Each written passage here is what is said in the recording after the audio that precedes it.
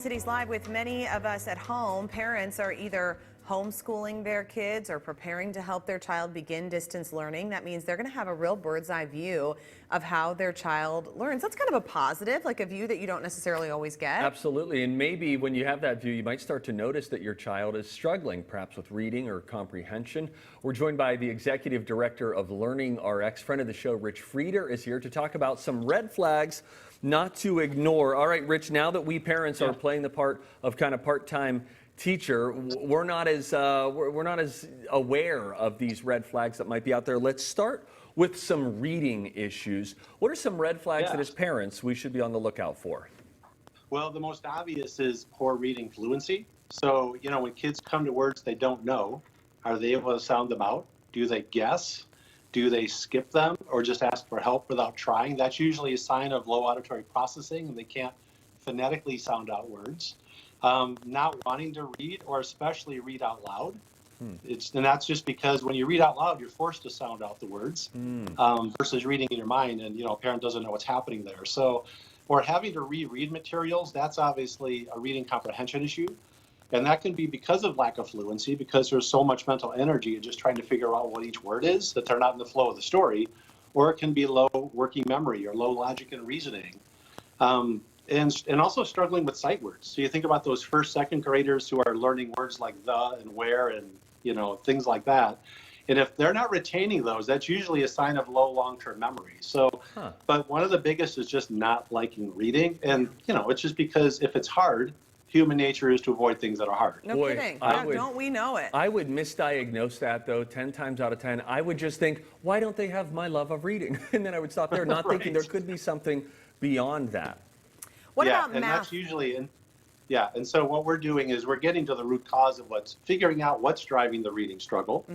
And then we average a 3.5-year gain in reading achievement for the average 10.5-year-old. Oh my gosh, that's so huge. We can significantly strengthen reading skills as kids get older. Yeah, that's a really common one. Math is a big thing too, Rich, that I think a lot of people, I remember I hated math because I wasn't good at it. And it was, that'll do it. Really, when I think about my highest anxiety times in school, it all surrounded math and poor Mr. Gimple, who had to babysit me through my high school. So when you have that difficulty grasping math concepts, I remember looking at it and thinking this was a completely foreign language that I could never understand. Is that what's happening?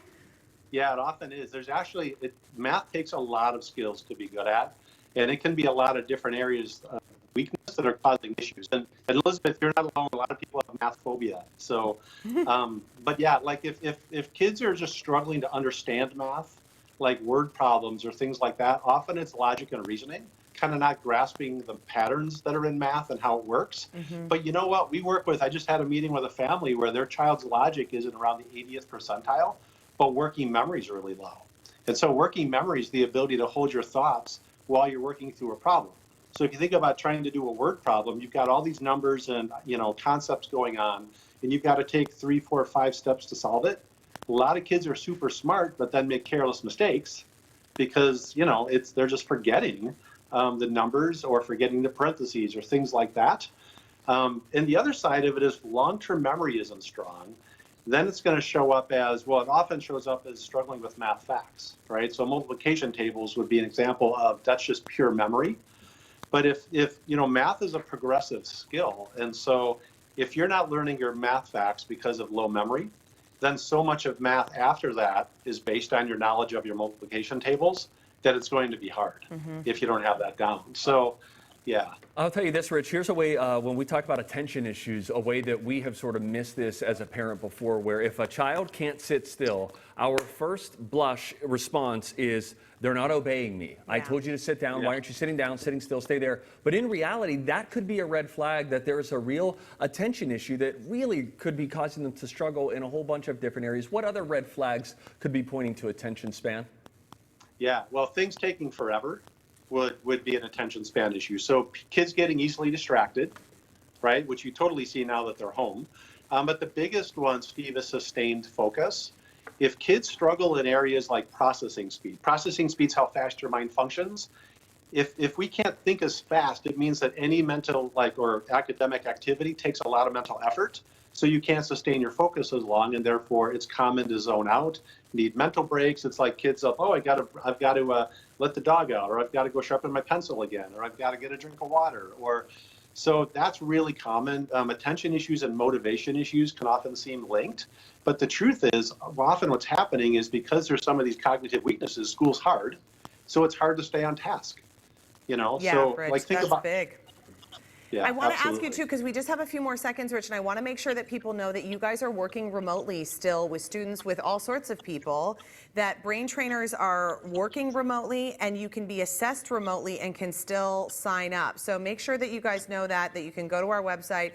LearningRx is offering TCL viewers a deal. Rich, thank you so Thank you, much Rich. for We all love that what you do. insight. That's so helpful. We'll have details on that deal, by the way, up at our website. You can also call 952-949-6900. Mention Twin Cities Live. That'll get you an initial assessment for $75. We also posted more of that info about the program on our website, twincitieslive.com. And a big thanks to LearningRx for sponsoring the show. We've got a truly